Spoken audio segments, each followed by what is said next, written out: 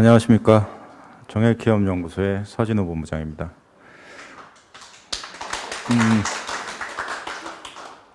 새롭네요. 대표님들이 박수까지 쳐주시고 맨날 온라인하고 같이 하다 보니까 약간 어색합니다. 자, 결산이 어려워서 울고 계시는 대표님이 계시고요. 그리고 결산을 편하게 해결하는 대표님이 계십니다. 그 결산이라는 거는 사실 우리가 기장세무사님이 다 해주시잖아요. 그러니까 대표님들은 뭐 마지막에 법인세만 내가 얼마 낸다. 그러니까 원래 한 1억 정도 내야 되는데 한 기장세무사가 한 7천만 원으로 줄여줬다. 아, 고맙다 하면서 또 기장료, 조정료 주시잖아요. 그런 결산을 말씀드리는 게 아닙니다. 그거는 기장세무사님이면 누구나 다 할 수 있어요. 누구나 다 할 수 있는 내용입니다. 자, 오늘 말씀드릴 내용은 법인 결산 시에 체크를 해야 할 사항입니다. 자, 23년 계획, 간단한 계획 정리를 하셔야 돼요. 대표님들이 가장 많이 생각하시는 게 오로지 그냥 매출입니다. 매출. 내년에는 어디서 매출을 올려서 내가 수익을 올릴까? 혹은 내년 입찰은 어떻게 해야 될까? 그러면서 계속 그냥 그 생각만 있어요. 단 한 분도 저는 다른 말씀을 하신 대표님을 본 적이 없습니다. 그런데 오늘 여기 참석하신 대표님들은 그런 대표님들이 아니시잖아요. 굉장히 현명하게 미래를 내다보는 대표님들이시기 때문에 반드시 내년도 계획을 세우셔야 한다. 저는 늘 세미나를 하거나 강의를 할 때 제가 관리하고 있는 회사를 예시를 들어서 말씀을 드려요. 이따 기가 막힌 게 나옵니다. 자, 순이익 조절. 자, 제가 100페이지 되는 강의안을 다 줄였다고 했죠. 그래서 정리만 하는 거예요. 핵심만. 순이익 조절이 가능한 올해 예를 들어서 나는 법인세 안 내고 싶어. 한 10억 정도 순이익이 났는데 법인세를 안 내고 싶어. 그 첫 번째로 아예 그 10억에 대해서 법인세를 안 낼 수 있는 것 딱 한 가지. 퇴직금입니다. 퇴직금. 퇴직금을 받아가면 100% 비용 처리가 되기 때문에 법인세를 그만큼 안 낼 수가 있죠. 그런데 퇴직금을 받아가게 하기 위해선 정관에 명시를 해줘야 되고 정관에 명시를 했을 때 급여도 명시를 해줘야 되고 급여 계약서도 작성을 해야 됩니다. 근데 그런 것들이 없는데 받아간다. 그러면 업무 무관 가지급금이라는 항목으로 넘어가는 거예요.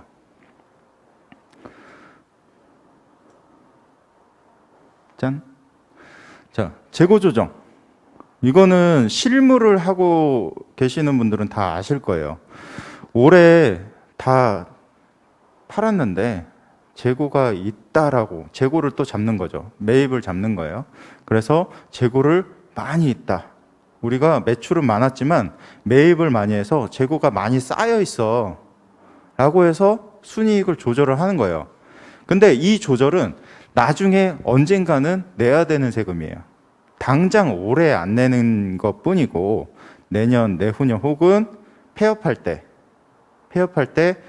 잔존으로 잡아가지고 또 처리를 해야 돼요. 그런데 이거는 어떤 회사들이 필요하냐? 지배구조 변경이 필요한 회사들, 주식가치를 낮춰서 해야 되는 회사들은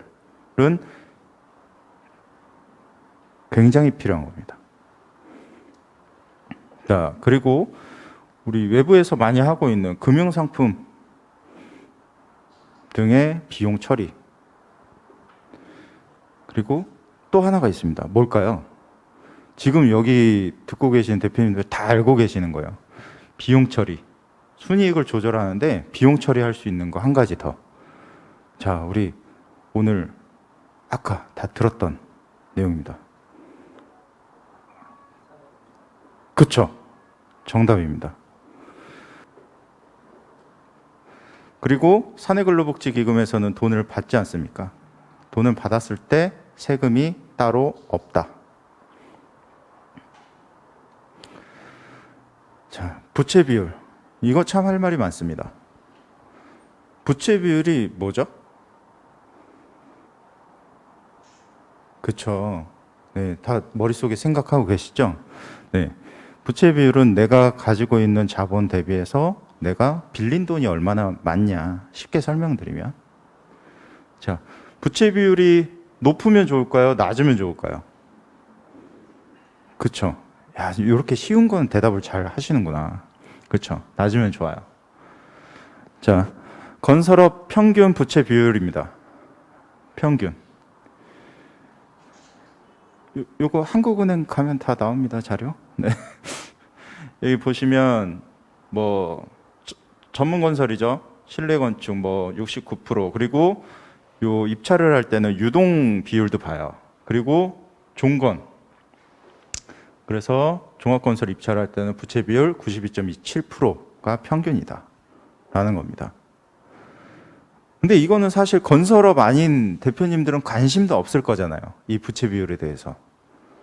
자, 관심 있는 거.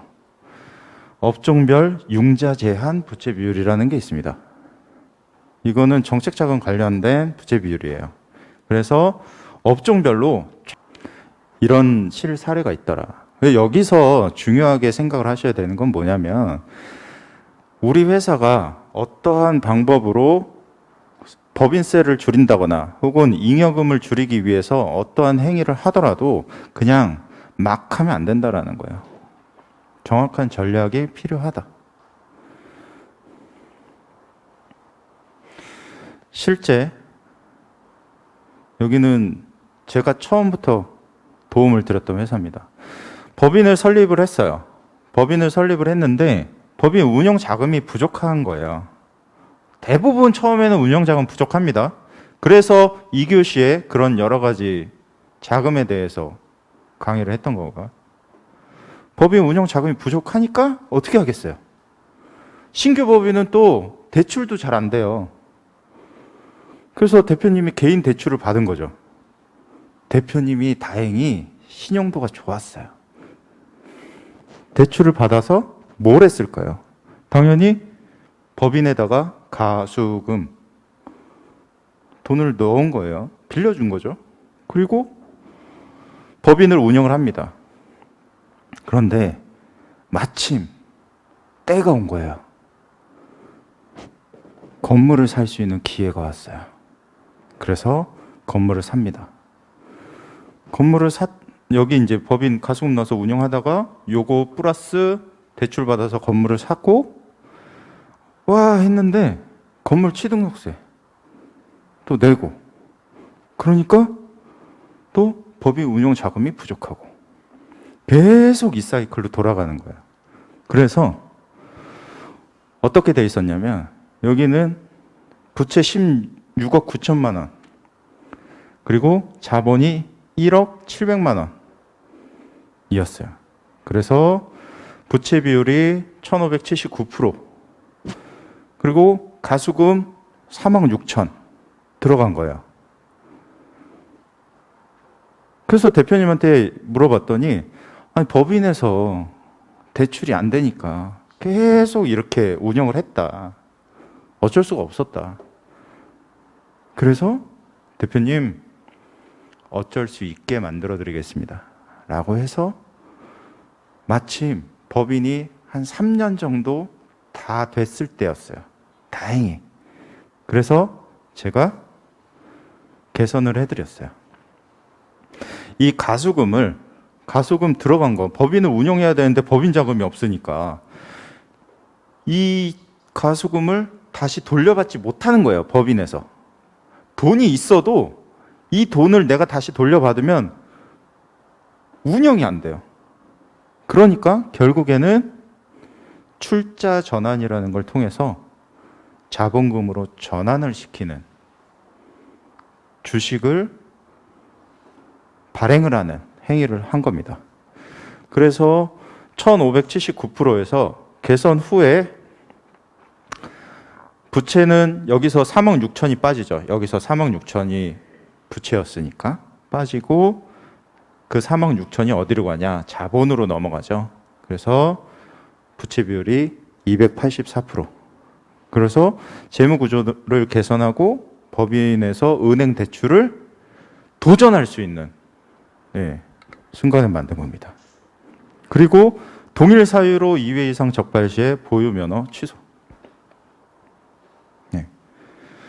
그건 이제 건설업 이제 다 알아들으셨죠? 자, 잉여금 관리. 잉여금이 사실 가장 쉽고도 가장 어렵고 가장 문제가 없고 가장 문제가 많습니다. 제가 관리하는 회사예요. 잉여금은 암덩어리와 같다라고 제가 표현을 했는데, 자, 잉여금이 10억, 20억, 30억, 40억, 50억 막 이렇게 쌓여가거든요. 이런 유의 회사가 가장 많은 것 같아요. 제가 관리하는 회사들 중에 가장 많은 회사 사례예요. 이 회사는 2018년에 설립을 했습니다. 18년에 설립을 했고 2019년 여기 이제 설립을 해가지고 19년도에는 영업 실적이 별로 없었어요. 그래서 단기 순이익 한 2억 정도. 근데 매출이 한 35억에서 50억 사이 왔다 갔다 하거든요. 그런데 순이익이 2020년에 10억, 10억, 10억 이렇게 났어요. 32억이라는 이익 잉여금이 쌓여 있는 거예요. 혹자는 그럽니다. 내가 돈을 많이 벌어서 많이 쌓여 있으면 좋은 거 아니냐. 좋으신 대표님 있으세요? 나는 잉여금이 막 이렇게 막 몇십억 쌓여 있다. 네? 좋을 것 같아요. 네. 나중에 차 한잔 하시죠. 네, 저는. 네. 왜 안 좋은지에 대해서 제가 24시간 말할 수 있어요. 자, 왜 안 좋냐? 비상장 주식가치 평가 때문이에요. 우리 회사들은요, 주식회사지만 유한회사가 또 있을 수가 있겠군요. 네, 일단 주식회사 기준으로 설명드릴게요. 주식으로 이루어져 있기 때문에 회사의 주식의 가치가 평가가 되어져야 돼요. 그런데 비상장 기업이니까 일반적으로 거래가 안 되잖아요. 삼성 거 막 샀는데 막 10만 원에 샀는데 지금 막 5만 원 돼 있고 막 그렇게 마음 아프지 않거든요. 비상장 주식은 그렇게 떨어지잖아요. 완전 환호를 해야 돼요. 그래서 거래가 되는 주식이 아니기 때문에 법으로 정해놨어요. 상속증여세법 시행령 제54조의 비상장 주식의 평가. 그래서 그 회사를 평가하는 방법을 정해놨어요. 이걸 정해놓은 이유가 뭘까요? 그렇죠? 상속증여는 뭐예요? 만약에 이런 상황이 만들어졌다. 왜 잉여금 조절을 해야 되고 왜 법인세 조정을 해야 되고 왜 가결산을 해야 되는지, 만약에 이런 비슷한 류의 회사라면 반드시 조절을 해야 된다. 근데 이거를 아까 18년도 회사라고 했잖아요. 그렇죠? 이거를 가져올 수 있는 방법이 있어요. 어떻게? 세금 2천만 원만 내면 가져올 수 있습니다. 자, 22억 3천만 원짜리 증여세 7억 1천만 원을 내야 하는 이 주식을 2천만 원만 내면 가지고 올 수 있다. 신탁 해지로. 신탁 해지를 하기 위해서는 여러 가지 증빙이 필요합니다. 그 증빙을 만드는 게 전략적인 기술입니다. 자, 이렇게 해서 가져와야 된다. 그렇죠? 결산할 때 이런 부분을 체크 안 하고 그냥 주식가치 평가도 안 해보고, 대부분 대표님들이 할 일이 없죠. 주식가치 평가를. 가평가라도 해봐야 되거든요. 근데 만약에 평가했는데 막 100억이 나왔다. 근데 50%가 차명이다. 이거 난리 나는 거예요. 실제로 회사 뺏기는 대표님들도 봤고, 회의만 걸거든요. 드라마 같은 데 많이 나오죠. 그거 실제로 일어납니다. 네, 굉장히 지저분한 등기부 등본 제가 실제로 가지고 있어요. 자, 그럼 잉여금 처분 방법. 잉여금을 처분하건 법인 결산을 하면서 법인세를 줄이건, 잉여금 처분은 법인세 결산을 할 때 법인세를 줄이지 못해서 순이익을 줄이지 못해서 쌓이는 거예요. 그래서 적절한 수준의 세금을 내야 한다. 건설업 같은 경우에는 적절한 수준을 맞춰서 내야 되고, 건설업 관련이 아닌 회사들, 대출 관련이 아닌 회사들 같은 경우에는 최대한 적게 내는 전략을 써야 된다. 그래서 여러 가지 방법이 있어요. 잉여금 처분하는데 배당, 퇴직금, 자사주 이익소각, 신자본환원, 산업재산권 이런 것들이 있는데, 자사주, 신자본환원 이 두 가지는 지금 현재 기간 때문에 올해 안에는 못해요. 그리고 퇴직금도 올해 안에 못합니다. 할 수는 있어요. 그냥 막 대표님이 나 돈 퇴직금 10억 뺄래 해드릴 수는 있죠. 근데 정확한 증빙을 만들지 않고 정확한 스토리를 만들지 않으면 하면 안 된다. 누군가 와서 그렇게 말을 하잖아요. 그럼 너는 나한테 어떤 증빙을 만들어주고 어떤 스토리를 만들어줄 수 있어? 라고 물어보세요. 그거 대답 못하면 하수입니다. 그래서 배당에 대해서 간략하게 설명드리겠습니다. 배당을 왜 해야 되는지. 자, 2022년 배당하기, 지분구조 확인을 하고요. 2022년 정기주총은 결산이 끝나고 3개월 이내에 주주총회를 여는 게 정기주총입니다. 혹시라도 삼성전자의 주식을 갖고 계시는 대표님이 계신다면 주주총회 소집통보서를 받아보셨겠죠. 근데 우리는 비상장 법인이니까 그냥 우리끼리 알콩달콩 하는 거예요. 그래서 정기주총을 하는데 그때 당시에 우리 회사가 배당을 받았느냐, 그걸 왜 확인해야 되냐면, 그때 배당을 받았으면 중간 배당 받을 때 그 금액이 합산해서 세금 신고를 해야 되기 때문에 확인을 해야 되고요. 근데 우리 회사는 배당을 안 받았다. 대부분의 회사들이 배당을 안 받아요. 왜 그러냐? 내가 법인을 운영하면서 세금을 내고, 내가 월급 받으면서 세금 내고, 그 배당 받으면서 또 세금 내라고 하니까, 그쵸? 네. 제 말이 틀리지 않습니다. 대부분의 대표님들이 이렇게 말씀을 하세요. 나 세금 또 내는 거 싫어. 자, 배당을 할 때 미배당한 법인은 중간 배당으로 효율을 업시켜야 된다. 그리고 개인화 시키는 작업도 필요하다. 그래서 가장 좋은 지분율은 저는 이렇게 구성했다라고 생각을 합니다. 똑같이. 왜? 이제 정률 배당밖에 못하니까요. 물론 법인을 활용하면 차등 배당도 할 수 있습니다.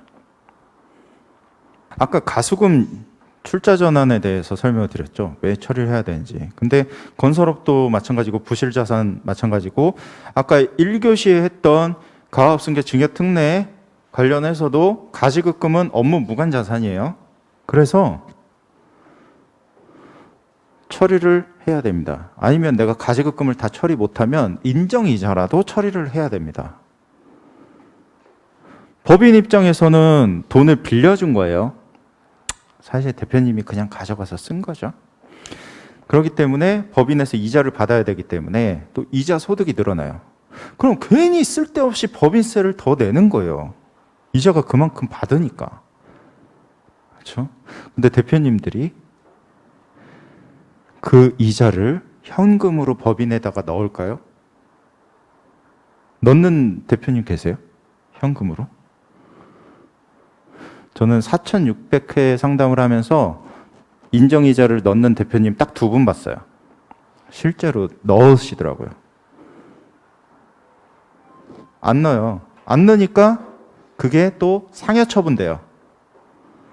그럼 대표님은 내가 1,500만 원, 2천만 원을 받지 않았는데도 내 소득이 합산이 돼서 종합소득세가 신고가 되고 건보료가 올라가고, 세금 관련해서는 가지급금이 그런 문제를 가지고 있다. 자, 가지급금 발생하는 원인은 그냥 쉽게 설명드릴게요. 그냥 도급업체에 주는 떡값, 뒷돈 등등. 그리고 영수증 없는 것들. 자, 저는 여기서 직원이 횡령한 것도 봤어요. 실제로. 그 건설회사 망했습니다. 21억 횡령. 가지급금이 21억 있어요. 사실 컨설턴트 입장에서 가지급금이 21억 있으면 와, 이거는 무조건 내가 해결해주고 대표님과 좋은 관계를 맺을 수 있겠구나라고 생각을 했는데 그 회사의 총무하고 경리 이 두 분이 빠득빠득 우기는 거예요. 절대로 이런 컨설팅을 하면 안 된다고. 나중에 알고 봤더니 그 두 분이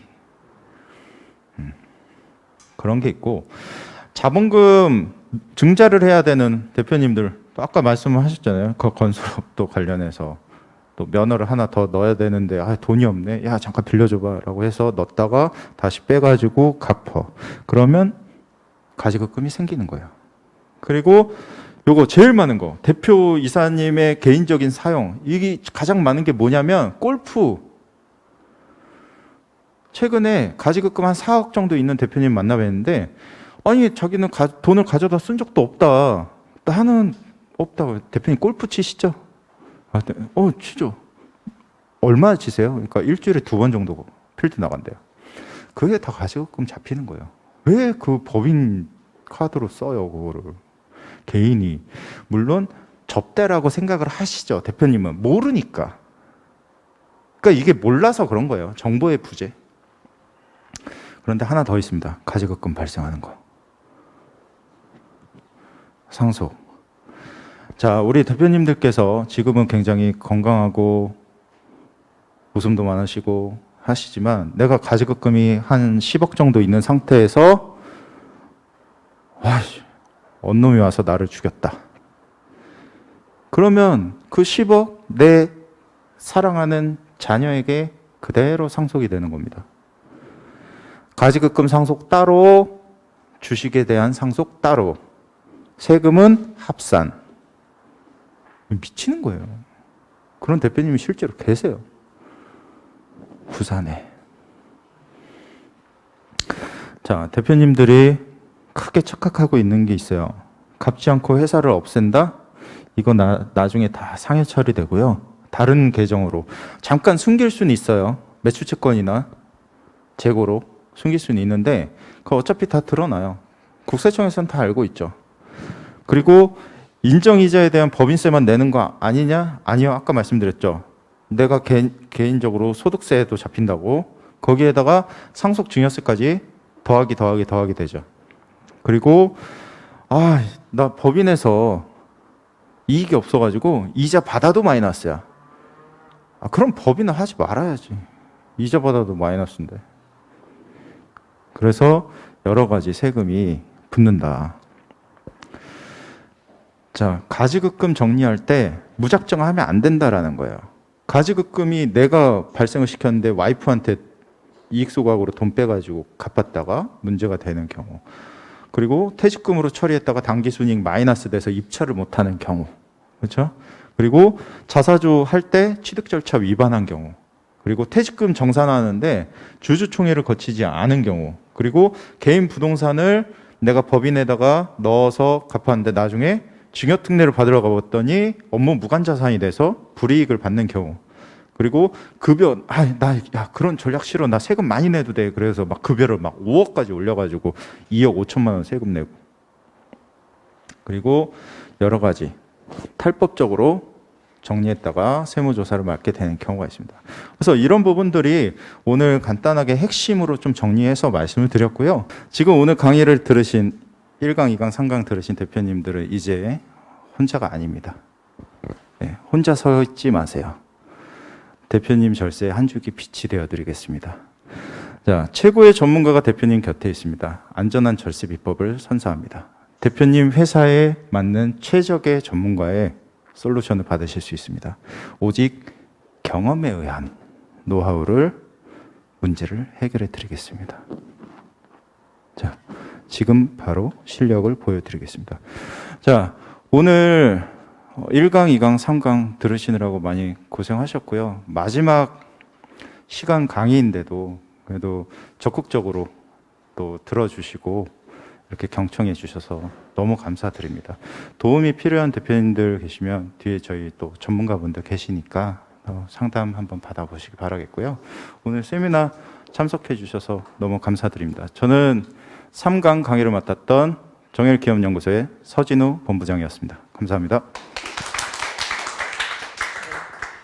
세금 걱정 없이 자산을 늘리는 대표님이 있는 한편 평생 모은 자산이 세금 때문에 절반으로 줄어드는 대표님도 있습니다. 무엇이 이런 차이를 만들까요? 세금 지식의 차이 때문이 아닙니다. 회사가 실적이 없기 때문도 아닙니다. 물론 인맥이 없어서도 아닙니다. 그것은 특별한 정보와 실행력의 차이 때문입니다. 사실 큰 자산을 소유한 분이나 존경받는 가업 승계를 이룬 회장님들, 세금 걱정 없이 노후를 즐기는 자산가들도 모두 특별한 절세 솔루션을 활용했습니다. 17명의 전략세무사와 10,000개 이상의 솔루션 경험을 통해서 성공적인 절세 솔루션의 공통점을 찾았습니다. 대표님도 행복한 자산가가 될 수 있습니다. CEO를 위한 절세 솔루션 상담은 지금만 무료로 신청이 가능합니다.